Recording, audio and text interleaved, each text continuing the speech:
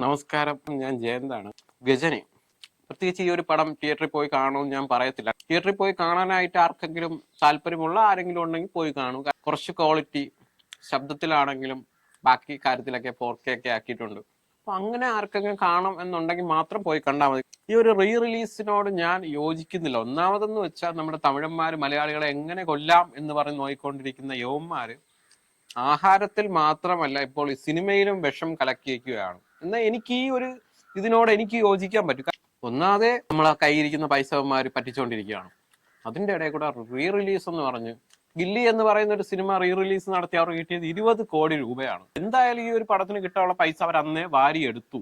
അവര് വീണ്ടും ബിസിനസ് ഇതിലൊന്നും നമ്മുടെ വിവരമില്ലാത്ത മലയാളികൾ ഇതിലേക്ക് വീഴാതിരിക്കുക. അപ്പോൾ നിങ്ങൾ വിചാരിക്കും നീയും പോയിരുന്ന് കണ്ടല്ലോ, എന്നിട്ടാണ് കണ്ടില്ല ഞാൻ പറയുന്നില്ല. ഞാൻ ഒരു റിവ്യൂ ചെയ്യുന്ന വ്യക്തിയാണ്, അതുകൊണ്ട് ഞാൻ കണ്ടു. ഇപ്പോ വിജയിനെ പറ്റി ഞാൻ അന്നൊക്കെ എന്തൊക്കെയോ പറഞ്ഞ സമയത്ത് ഈ വിജയ് ഫാൻസ് ആയിട്ടുള്ള കുറേമാരുടെ അടുത്ത് ഇങ്ങനെ വന്ന് പറയുന്നതാണ്. അവർ പറയുന്നതും ചോദിക്കുന്നതും കമന്റ്സ് ഒക്കെ വന്നിടുന്നതാണ്, നീ സൂര്യ ഫാൻ അല്ലാടാ, അതുകൊണ്ടല്ലാടാ നീ വിജയ് അണ്ണനെ പറ്റി പറയുന്നത്. ഞാൻ ഒരു വിജയിലെ, ഒരു സൂര്യയുടെ, ഒരു അജിത്തിന്റെ, ഒരു കമലഹാസന്റെ, ഒരു തേങ്ങയുടെ ഫാൻ അല്ല. ഞാൻ എന്താ ഇപ്പൊ പറയാണ്, എനിക്ക് യവന്മാരെല്ലാം ഒരേപോലെയാണ്. കാര്യം നമ്മളെ യവന്മാരൊക്കെ ആരാധിച്ചിട്ട് നമുക്ക് എന്താണ്? നമുക്ക് ഈ ഇരിക്കുന്ന ഈ ഒരു സാധനം ഞാൻ വാങ്ങിച്ചതാണ്. ഈ സൂര്യ വാങ്ങിച്ചു തന്നാലേ എനിക്ക്. ഈ പറയുന്ന വിജയ് എണ്ണ വാങ്ങിച്ചതന്നല്ല, അല്ലെങ്കിൽ ഈ വിജയ് എണ്ണന്റെ വാരി തൂങ്ങി നടക്കുന്നവന്മാരല്ലേ എനിക്കിത് വാങ്ങിച്ചു തന്നത്. അതുകൊണ്ട് ദയവ് ചെയ്ത് ഇതേപോലെയുള്ള പറ്റിപ്പുകളിൽ നമ്മുടെ മലയാളികൾ വീഴാതിരിക്കുക. ഇതേപോലെ ഇനിയും റീ റിലീസുകൾ വരുന്നുണ്ട്. പോക്കിരി റീ റിലീസ് വരുന്നു. ദയവ് ചെയ്ത് കാണാതിരിക്കുക. മലയാളികളെ എങ്ങനെ കൊല്ലാം എന്ന് പറഞ്ഞിരിക്കുന്ന ഈ തമിഴന്മാര് ഇപ്പോൾ ആഹാരത്തിൽ മാത്രമല്ല സിനിമയിലും വിഷം കലർത്തിക്കൊണ്ടിരിക്കുകയാണ്. ഇതൊന്ന് ആലോചിച്ചു, നിങ്ങളൊന്ന് ജസ്റ്റ് ഒന്ന് ചിന്തിക്കൂ. എന്തിനാണ് ഇത് കണ്ട? ഇപ്പൊ മലയാളത്തിൽ പല പല പടങ്ങളും ഇതേപോലെ വരാൻ പോകുന്നു.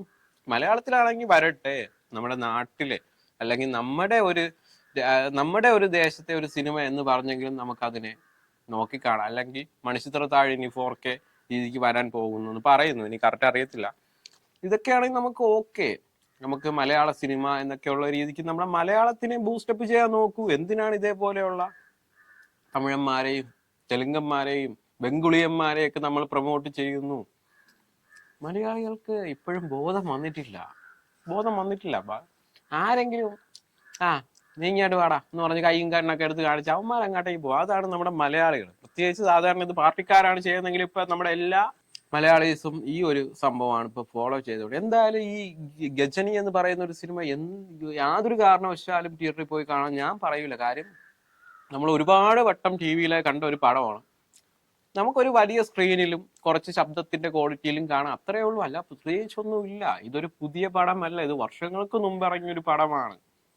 അല്ല ഇത് എടുത്തു പറയേണ്ടതായിട്ടൊന്നുമില്ല. അന്ന് ഇറങ്ങിയൊരു നല്ല ചിത്രം. പക്ഷെ ഇപ്പൊ നമുക്ക് ഈ ഒരു ചിത്രം കാണുമ്പോൾ കോമഡി ആയിട്ട് തോന്നും. പല സമയത്തും നമുക്ക് കോമഡി ആയിട്ട് തോന്നും.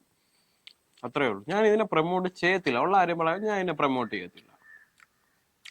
ഇതിന്റെ ഇടയിൽ കുറേമാര് വന്നു, നീ തിന്നുന്നത് പൈസ കൊടുത്തല്ലേടാ, നീ എന്തിനടാ പോയി പൈസ? എന്റെ പൈസ, ഞാൻ ജോലി ചെയ്ത് എന്റെ പൈസക്ക് ഞാൻ തിന്നുന്നു, ഞാൻ പറയുന്നു. That is all.